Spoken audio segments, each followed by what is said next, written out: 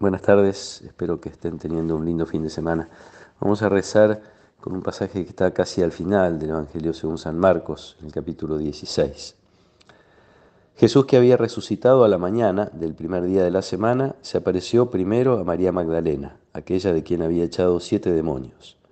Ella fue a contarlo a los que siempre lo habían acompañado, que estaban afligidos y lloraban. Cuando la oyeron decir que Jesús estaba vivo y que lo había visto, no le creyeron. Después se mostró con otro aspecto a 2 de ellos que iban caminando hacia un poblado, y ellos fueron a anunciarlo a los demás, pero tampoco les creyeron. Enseguida se apareció a los 11 mientras estaban comiendo, y les reprochó su incredulidad y su obstinación, porque no habían creído a quienes lo habían visto resucitado. Entonces les dijo: vayan por todo el mundo, anuncien la buena noticia a toda la creación.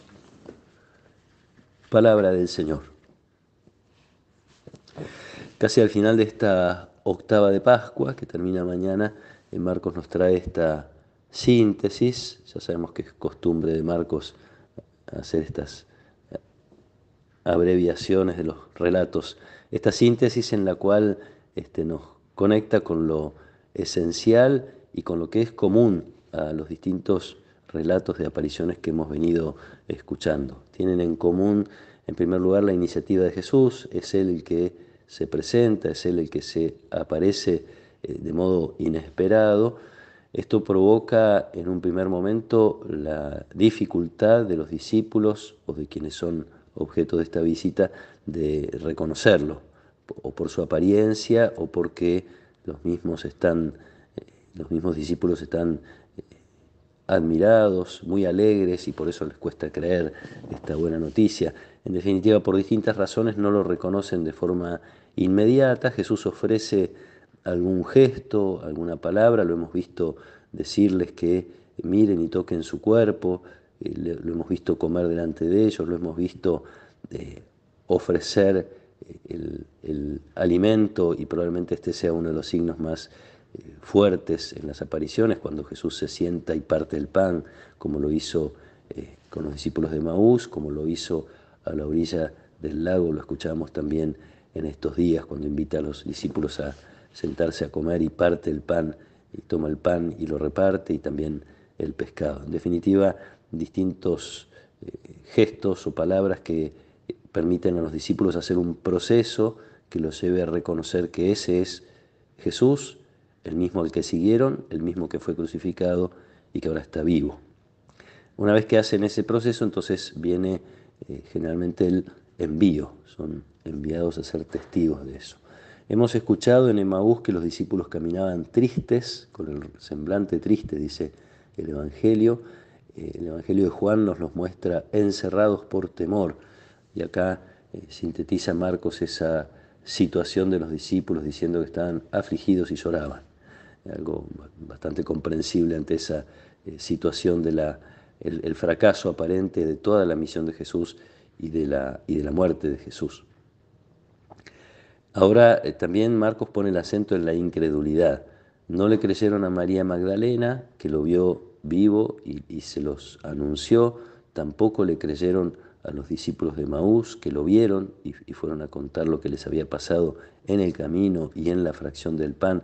Uno podría decir, hay algo que señalamos siempre en Tomás, que si no ve, no cree, pero está un poquito contagiado a todos los demás. Necesitan ellos también ver. Bueno, ahora Jesús se presenta y lo ven. Entonces se convierten desde este momento en testigos. Tienen que ser testigos de la buena noticia, que la buena noticia sea anunciada a toda la creación. Es es lindo ver que Marcos está terminando su evangelio con esta expresión, cuando lo empezó diciendo que lo que estaba escribiendo era el comienzo de la buena noticia de Jesús, el Mesías, Hijo de Dios. Y ahora, casi al cerrar el evangelio, está subrayando esta necesidad de que la buena noticia sea llevada a otros y anunciada. Esta es la tarea de los discípulos, esta es la tarea de quienes, siguiendo a Jesús, hemos reconocido su presencia. También nosotros podemos entrar en este dinamismo de escuchar las cosas de Jesús, de verlo. algo que se repite muchas veces en el Evangelio, en los Hechos de los Apóstoles, precisamente en la primera lectura del día de hoy. Pedro, defendiéndose de las acusaciones que le hacen las autoridades religiosas, dice: nosotros no podemos dejar de ser testigos de lo que hemos visto y oído.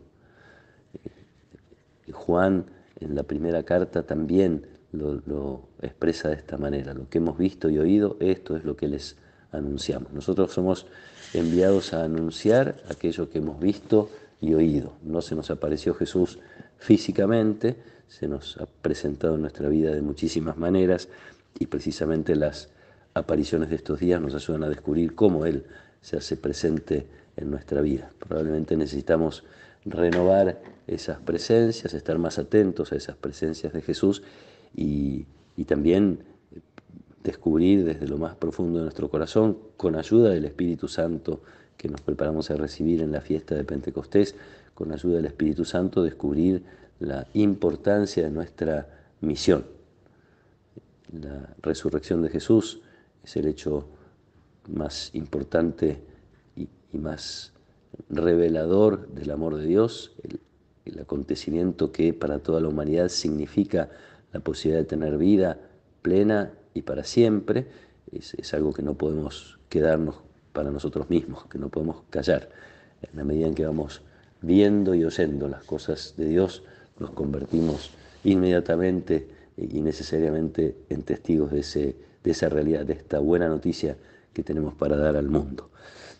Pidámosle a Dios que nos fortalezca en este camino, que nos preparemos a recibir ese espíritu que va a renovar esa fuerza en nosotros para experimentar cada vez con más intensidad la presencia de Jesús y para valientemente, como vemos a los discípulos en las primeras páginas y en los relatos que Lucas hace en los Hechos de los Apóstoles, valientemente anunciar esta buena noticia a todos.